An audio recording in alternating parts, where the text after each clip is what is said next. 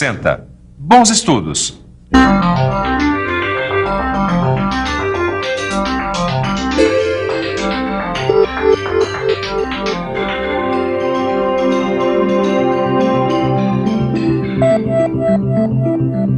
Na última teleaula, você conheceu vários processos que permitem o acabamento especial de uma peça. É o caso do brunimento, do polimento e da lapidação.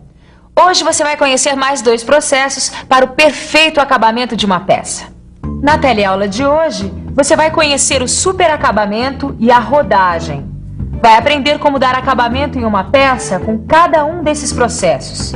E vai notar que os 2 permitem a produção de superfícies com exatidão dimensional e um excelente acabamento. Você está preparado? A teleaula de hoje está apenas começando.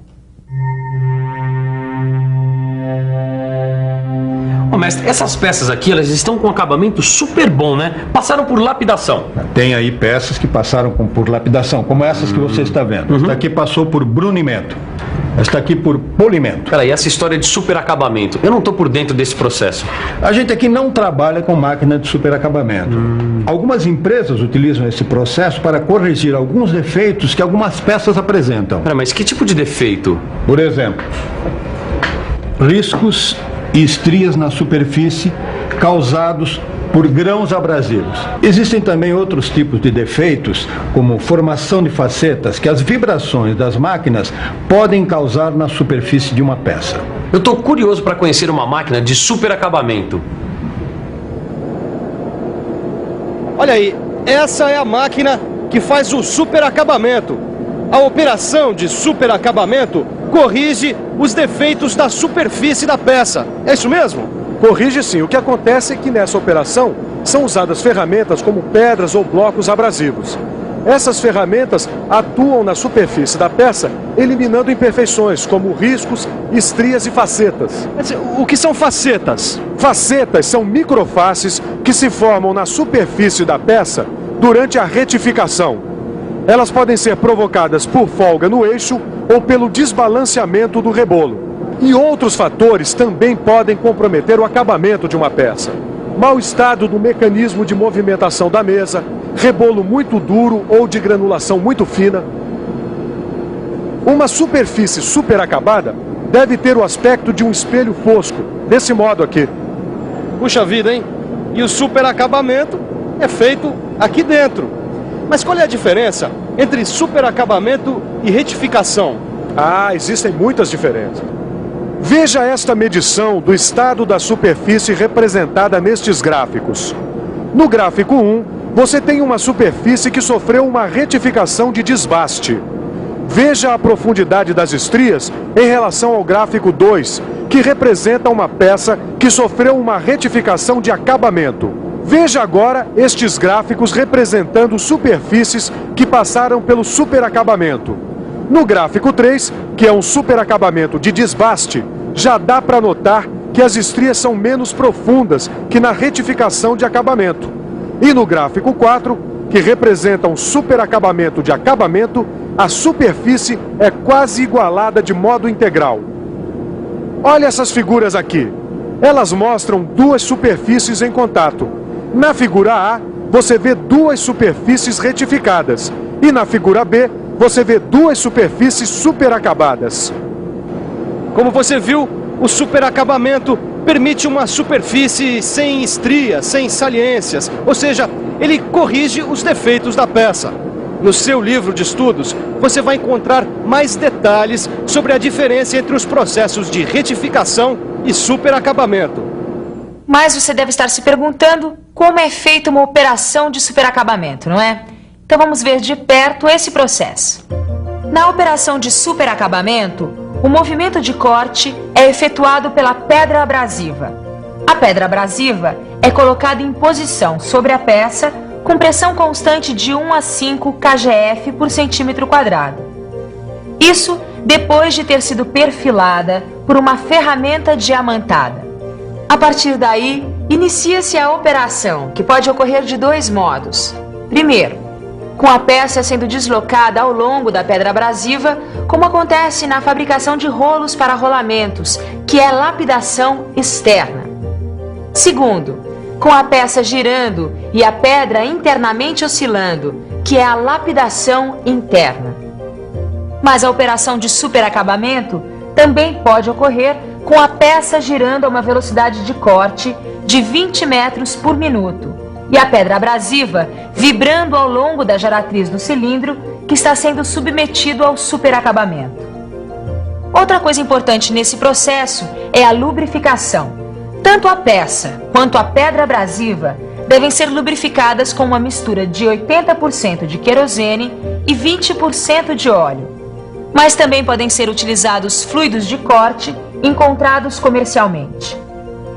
A operação de superacabamento termina quando a rugosidade chega a níveis satisfatórios, isto é, a superfície de contato entre a pedra e a peça aumenta. Com isso, a pressão real em cada ponto de contato da pedra abrasiva é insuficiente para a retirada de material. A operação de superacabamento é indicada principalmente nos casos de ajustes deslizantes ou giratórios de peças de exatidão, na melhoria de tolerância da forma e também na diminuição da rugosidade.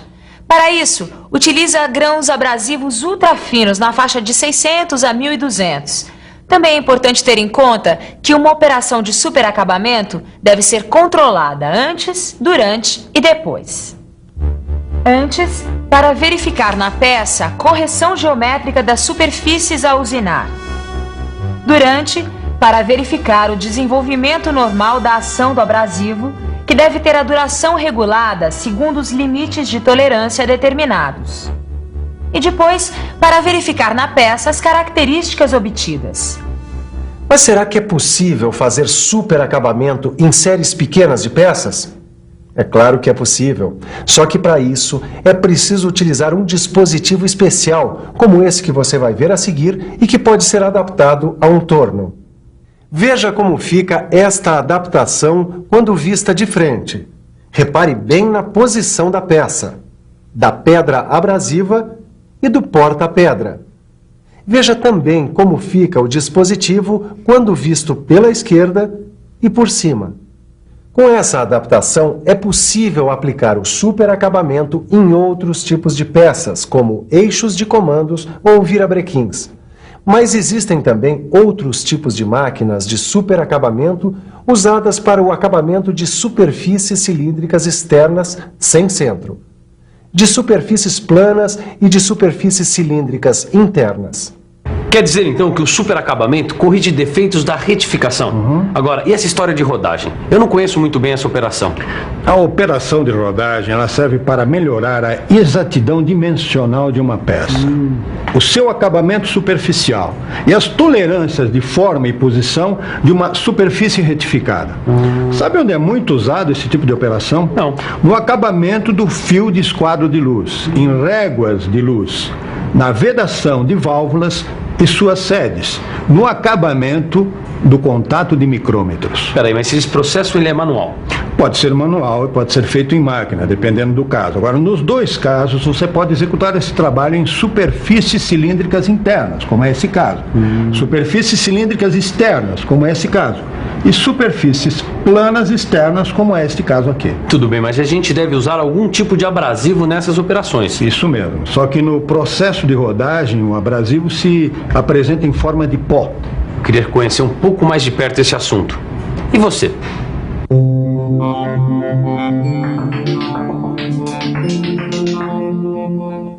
Os abrasivos mais comuns na rodagem são o carboneto de silício, usado para aços temperados, e o óxido de alumínio, quando a peça for feita de metal leve.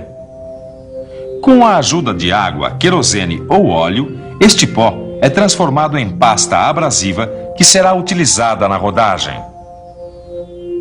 Estes abrasivos devem trabalhar com uma pressão de 8 kg força por centímetro quadrado, ou seja, 800 kPa, e velocidade de corte de 20 a 30 metros por minuto.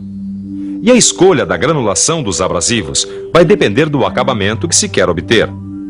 Se você quiser uma superfície acabada, pode usar uma granulação entre 60 e 300.